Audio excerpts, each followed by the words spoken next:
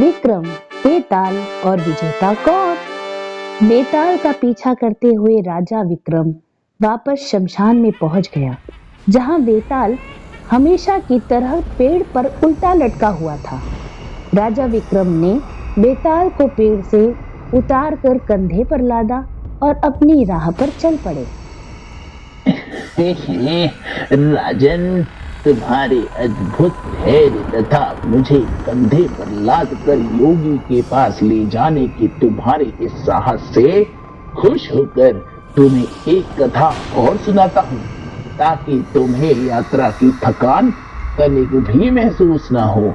लेकिन राह में मौन भंग करोगे तो मैं वापस यही लौटाऊंगा। किसी गांव में एक बूढ़ी गरीब विधवा रहती थी। उसका एक बेटा था, जिसका लालन पालन उसने बहुत कठिनाइयों से किया था। माँ, अब मैं बड़ा हो गया हूँ, इसलिए सोचता हूँ अब मुझे काम की तलाश में निकल जाना चाहिए। माँ, जैसे ही मुझे कोई ढंग का काम मिल जाएगा, मैं तुझे भी अपने साथ ले जाऊंगा तथा तेरी खूब सेवा करूंगा। भगवान तेरी सहायता करे पुत्र। और फिर गरीब बुढ़िया का बेटा, जिसका नाम धीरज था, वह रोजगार की तलाश में शहर की ओर चल पड़ा। रास्ते में ए रागिर, तेरे पास जो कुछ है वह हमारे हवाले कर दे। ओह डाकू, मेरे पास तो सिर्फ यह तलवार है। और धीरज उन डाकुओं से भिड़ गया। शीघ्र ही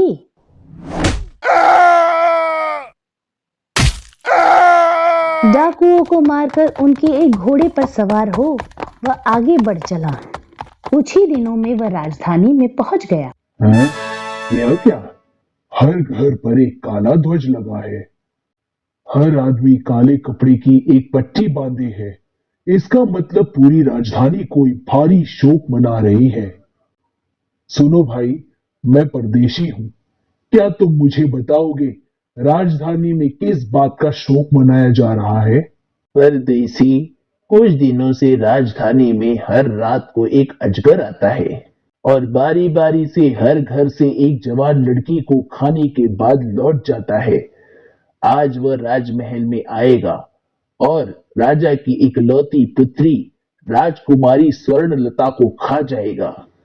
राजा ने घोषणा करवाई है कि जो भी वीर योद्धा उस भयानक अजगर को मारकर राजकुमारी की जान बचाएगा, वह राजकुमारी का विवाह उसी से कर देगा।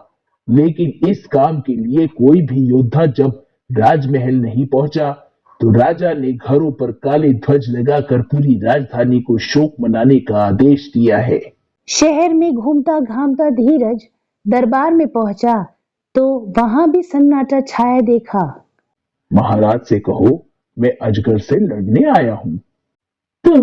तुम्हारा स्वागत है साहसी युवक। धीरज को बड़े आदर व सम्मान से राजा के पास पहुंचाया गया। तुम्हारे निर्णय से हमें अपार हर्ष हुआ है युवक। अगर तुमने सचमुच ही उस भयानक अजगर को मार दिया, तो हम अपने वचनानुसार राजकुमारी का विवाह तुम्हारे साथ कर देंगे। और फिर धीरज को राजकुमारी स्वर्णलता के कक्ष में पहुंचा दिया गया। राजकुमारी जी, मैं यहाँ आपकी सुरक्षा के लिए तैनात हुआ हूँ। और रात गहराने लगी। धीरज पूर्णतया सजग और चौकस था। सहसा ही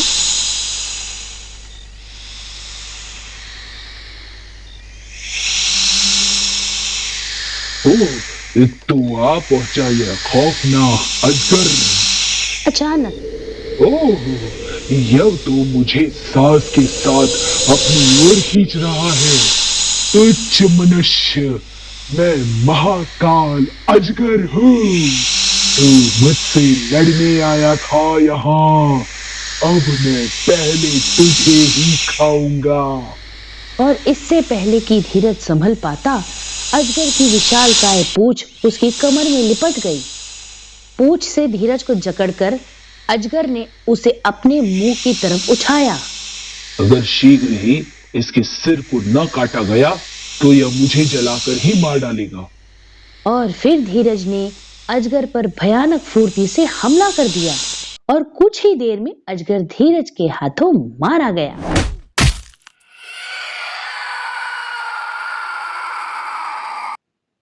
तभी, ओह, कहीं मैं ये सपना तो नहीं देख रही बहादुर युवक? क्या सचमुच अजगर मर चुका है? जी हाँ राजकुमारी जी, अजगर मर चुका है। लेकिन तभी धूर्त सेनापति भी खून से सनी तलवार हाथ में लिए प्रकट हो गया। नहीं राजकुमारी जी, इस अजगर को मैंने मारा है। यह झूठ बोलता है राजकुमारी जी, अजगर मेरे हाथों मारा गया है। ओह, यह तो बहुत ही विकट समस्या उत्पन्न हो गई। भला अब कैसे पता चलेगा कि इन दो में से अजगर को किसने मारा है? सुबह होते ही राजा के सामने दरबार में वह दोनों पेश हो गए। महाराज, अजगर को मैंने मारा है। नहीं महाराज, अजगर को इसने नहीं, मैंने मारा है। महाराज ने राजकुमारी से पूछा, महाराज, मैंने इन दोनों में से किसी को भी अजगर से लड़ते नहीं देखा, जबकि खून दोनों की तलवारों पर लगा देखा था। ओह, अब कैसे पता चले कि इन दोनों में सच्चा कौन है? अच्छा, तुम्हारा मामला बहुत पेचीदा है, इसमें काफी समय लगेगा, मगर तब तक राजमहल से अजगर का जिस्म हटा देना चाहिए और यह काम हम तुम दोनों पर सौंपते हैं। और फिर कुछ समय बाद राजा ने दरबार में घोषणा करते हुए कहा, अजगर को इस परदेशी युवक धीरज ने ही मारा है। सेनापति ने झूठ बोला था, हम उसे देश निकाला देते हैं। बताओ राजन, वह राजा सही निर्णय पर कैसे पहुंचा? जानते हुए भी न बोलोगे तो तुम्हारा सर टुकड़े टुकड़े हो जाएगा। बेताल, राजा ने उन दोनों से अजगर की लाश को उठाकर महल से बाहर फेंकने के लिए यूं ही नहीं, बल्कि एक खास उद्देश्य से कहा था। वह देखना चाहता था कि उन दोनों में से कौन इतना शक्तिशाली है जो अजगर की भारी भरकम लाश को उठाकर फेंक सकता है। और राजा ने देखा कि सेनापति से अजगर की लाश सरकाई तक नहीं गई, जबकि धीरज सहज ही अजगर की लाश उठाकर महल से दूर फेंक आया। राजा समझ गया कि सेनापति जिससे अजगर की लाश तक हिलाई नहीं गई, इसलिए वह विजेता है ही नहीं, विजेता वह युवक धीरज ही है।